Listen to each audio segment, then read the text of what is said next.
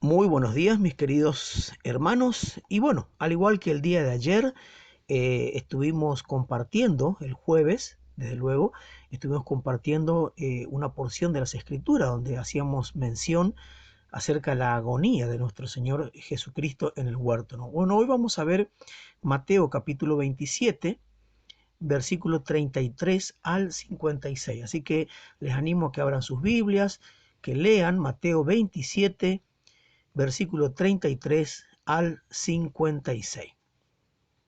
Bien, mis hermanos, después de la lectura que ya hemos efectuado, entonces, vamos a mirar algo muy importante en el día de hoy, ¿no?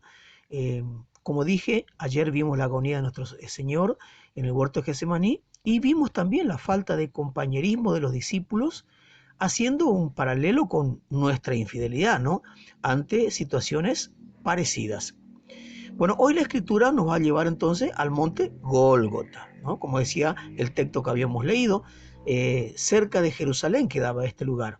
Era un lugar común donde se producían ejecuciones a todos los condenados, desde luego, donde los mayores criminales eran sacrificados a la justicia del gobierno.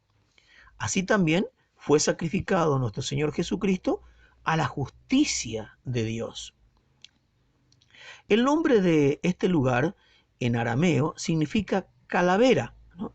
Eh, porque desde lejos se veía ese lugar y tenía forma de una calavera, ¿no? Por eso era muy conocido por el lugar, el Gólgota, o también en arameo que significaba calavera, ¿no?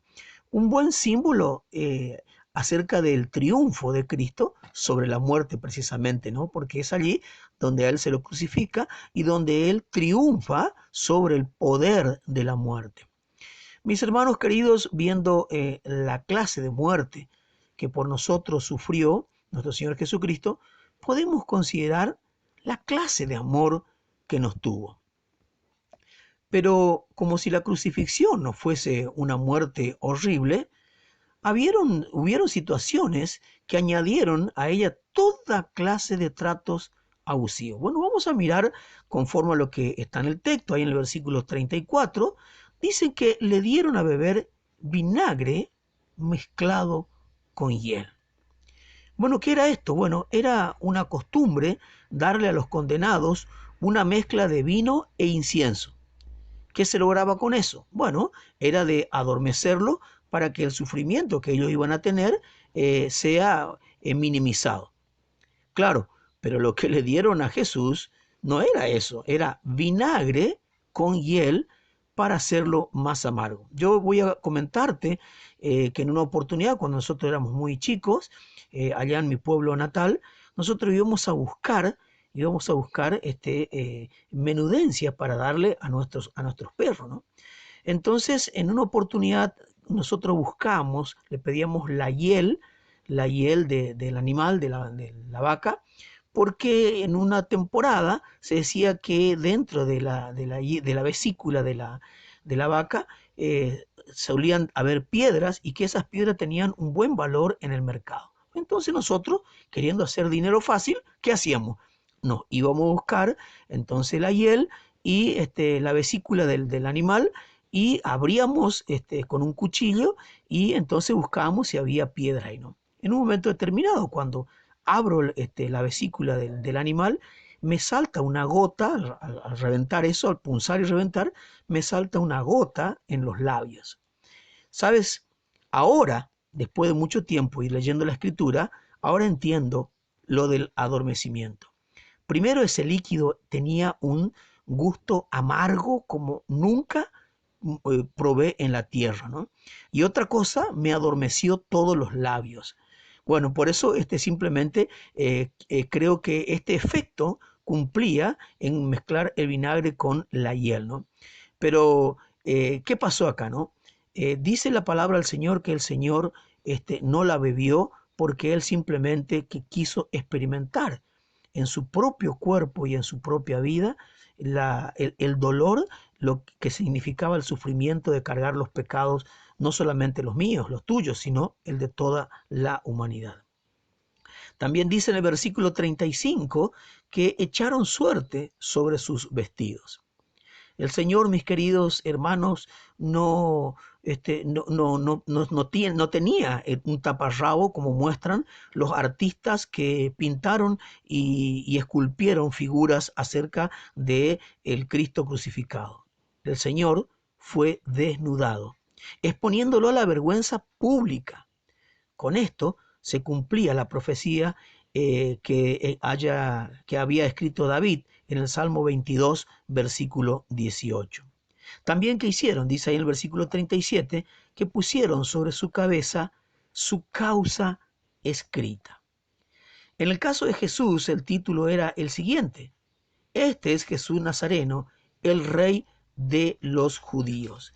Es curioso, mis hermanos, que en él no se alega ningún crimen que hubiera cometido. Tampoco se dice que él pretendiese ser el rey de los judíos.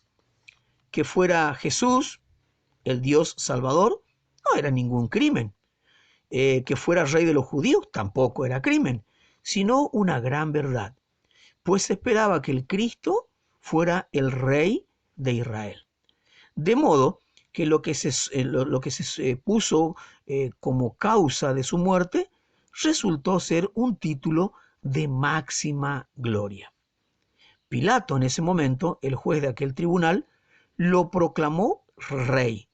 Y eso por 3 veces, pues el título estaba escrito en las 3 grandes lenguas del imperio, así como nos relata el Evangelio de Juan, ahí en el capítulo 19, versículo 20. En hebreo, ¿qué significaba? El idioma de la religión. En griego era el lenguaje de la cultura y en latín la lengua del poder. Qué interesante todas estas cosas que nos dicen las escrituras acerca de nuestro Señor, ¿no?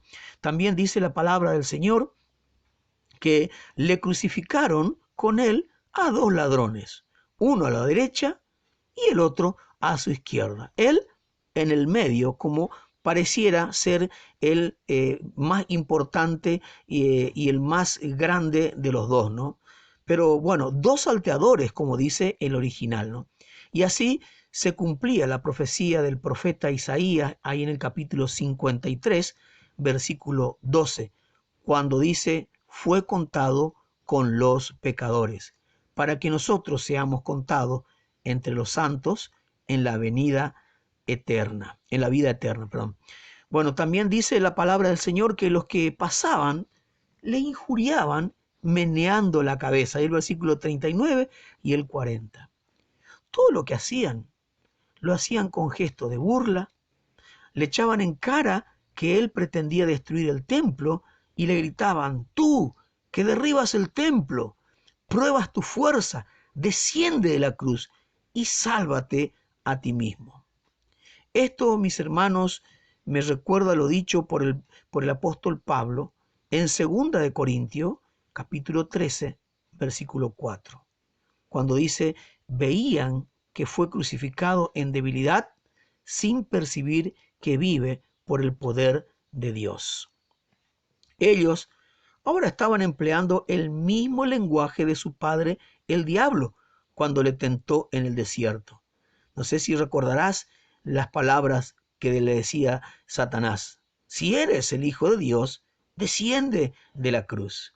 Bueno, de la misma manera estaban injuriándole y tentándole los hombres a nuestro Señor Jesucristo. Pero a todo eso se sumaban también los principales sacerdotes, los escribas y los ancianos. Escupían su veneno contra el Señor Jesús. Mis queridos hermanos, en realidad nuestro Señor no quería salvarse, sino que Él vino a morir para que nosotros pudiésemos ser salvos. También le decían: confío en Dios, líbrele ahora si le quiere, porque ha dicho: soy hijo de Dios, ahí en el versículo 43. Con lo dicho hasta aquí, ellos sugieren que se había engañado a sí mismo y había engañado a otros, porque si hubiese sido el Hijo de Dios, no habría sido abandonado a este miserable estado. Y para completar el cuadro de escarnio y humillación, lo mismo le injuriaban también los ladrones que estaban crucificados con él.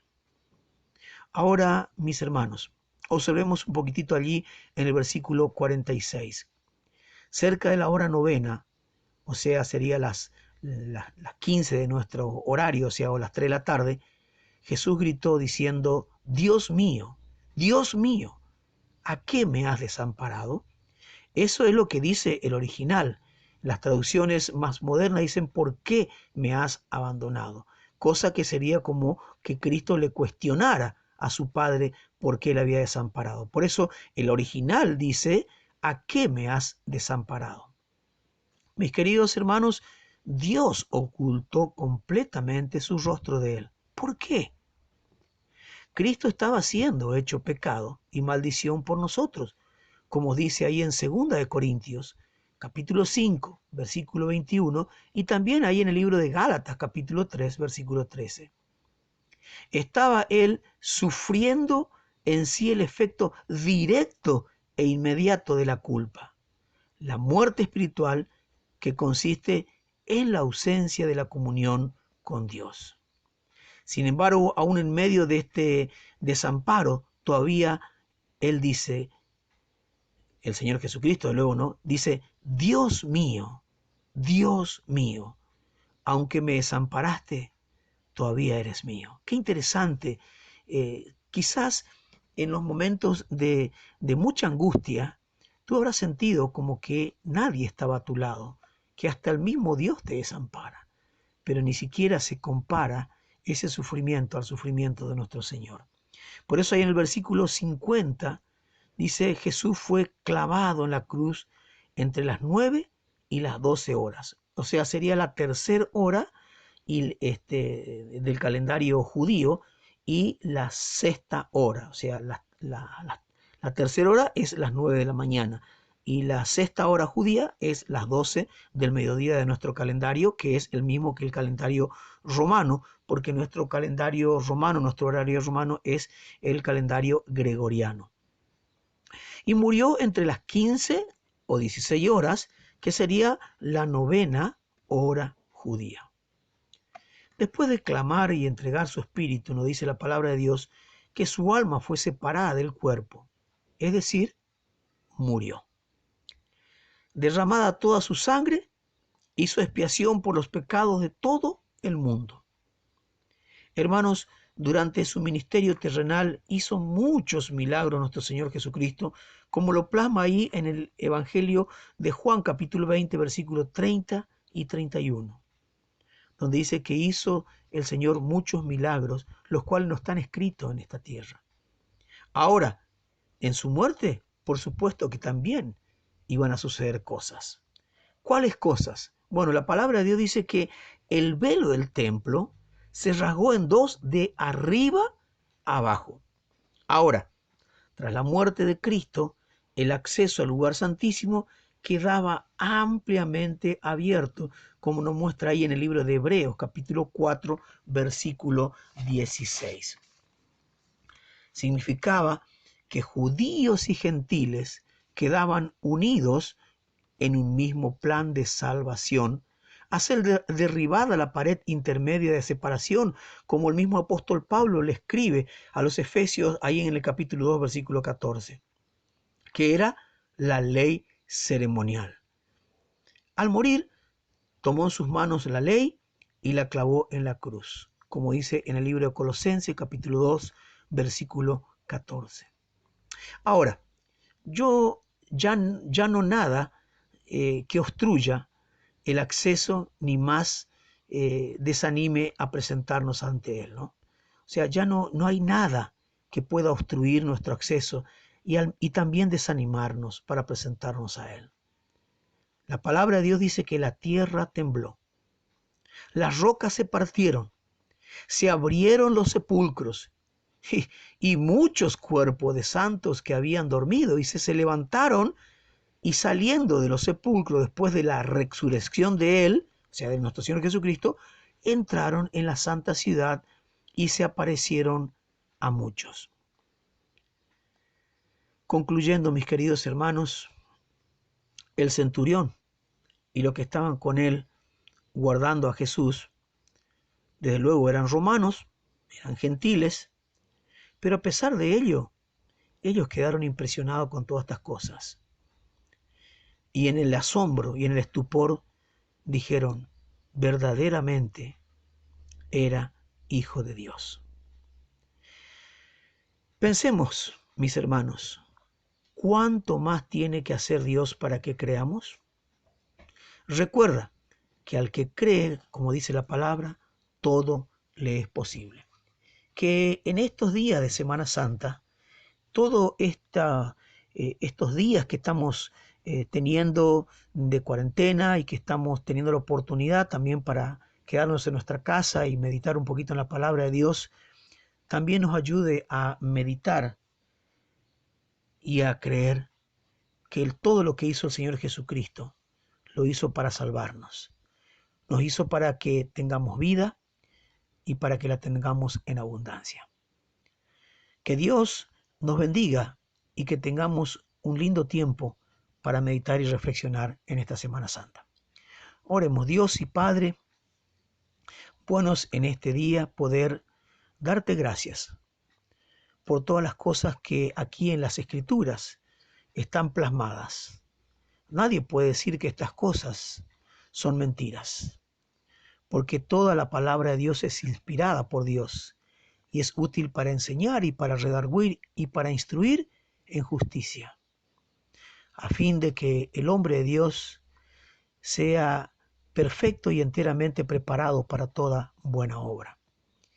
Por eso prepara nuestra vida, nuestro corazón y nuestra mente, para que cada palabra tuya, Dios mío, marque nuestras vidas y nuestros corazones y nuestras mentes en un solo deseo, en hacer tu voluntad y en recibirte en nuestro corazón, permaneciendo en santidad y en pureza para así glorificar tu nombre. Todas estas cosas te los pedimos en el nombre de tu Hijo amado Jesucristo, que vive y reina por los siglos de los siglos. Amén.